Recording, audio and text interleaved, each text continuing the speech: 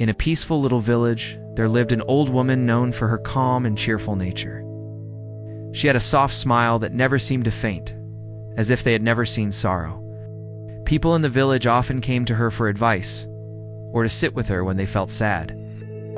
Her presence was comforting to everyone, even without saying anything. She made people feel better. It was as if she carried some secret about how to live happily in life. One day, a young man came to visit her. He'd experienced many hardships in his life, and had often noticed how she remained at peace even when others struggled.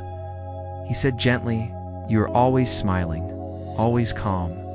Don't you ever feel sad? Don't things ever go wrong in your life?" The old woman looked at him for a moment. Then she smiled and said, "My life has been full of pain, more than most people can imagine. But that pain also taught me something valuable." The young man sat beside her, listening closely as she began to share her story. "When I was young," she began, "I was married and living happily with my husband. He loved me deeply. After some time, our son was born. We did not have much money, but our little home was full of love and loved her." Then she paused and became serious. But then one day everything changed.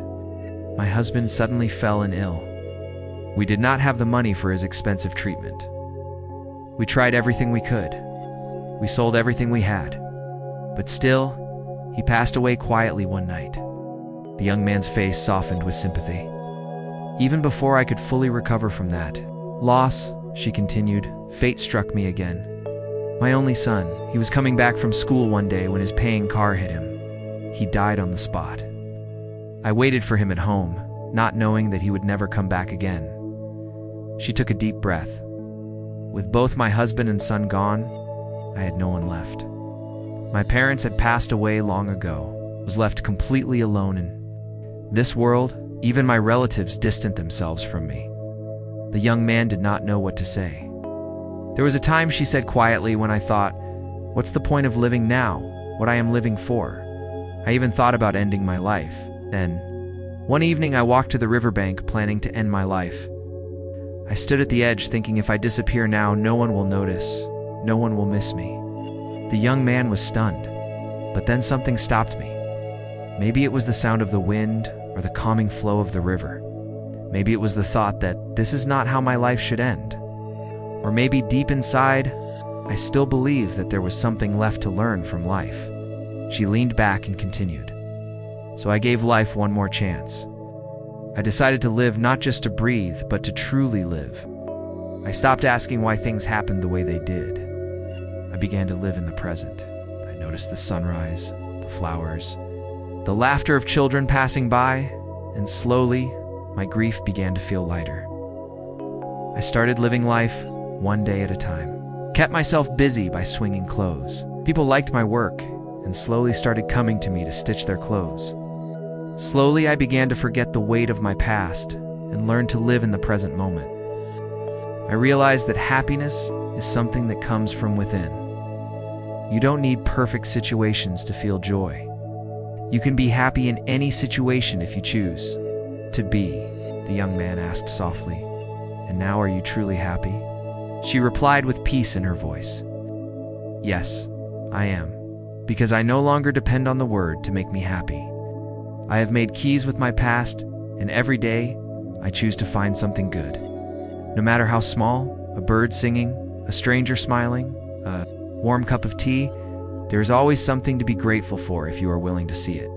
And when dark days come," she added, "I remind myself, this too shall pass. Pain does not stay forever, and joy always finds its way back." The young man stood up. He was deeply moved. "Thanks," he said softly. "You have changed the way I see life." From that day, he began to live differently. He started finding joy in the little things, stayed strong through difficult times, and remembered that even in deep sorrow, peace was still possible. Soon, the old woman's story began to spread throughout the village. More and more people started to understand that happiness is not about having a perfect life, but about finding beauty in the imperfections. She had no family left, no riches, no grand legacy, and yet she had given the village something far greater: the wisdom to find peace in the present and the strength to carry joy through even the darkest times. The story teaches us a simple but powerful truth. Happiness is a choice. We don't always have control over what happens in life. People we love may leave us. Things may not go as we planned.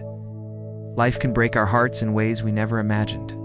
But even when everything around us feels dark, we still have one power that no one can take away from us. The power to choose how we respond. The old woman lost everything. Her husband, her only son, her family.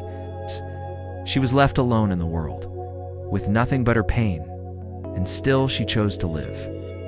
She chose to find small reasons to smile. Not because life was perfect, but because she understood that waiting for perfect moments would only bring more sadness. She stopped depending on others or on situations to make her happy. Instead, she found peace in the present moment, in nature, in simple work, in kindness, and in herself. And that's the message we must carry with us. We cannot always control what life brings, but we can always choose how we see it. We can choose to be bitter, or we can choose to be better. We can hold on to pain, or we can let light in. Happiness does not come from the outside. It comes from within. And it starts the moment we decide to look for the good, even when life feels unfair.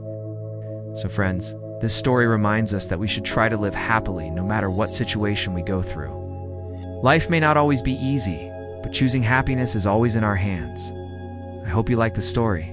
If you did, please give it a like and share with others. And if you have not subscribed to the channel yet, make sure you do it now. I will. See you in the next video with another meaningful story. Till then, stay blessed and take care. Music, music.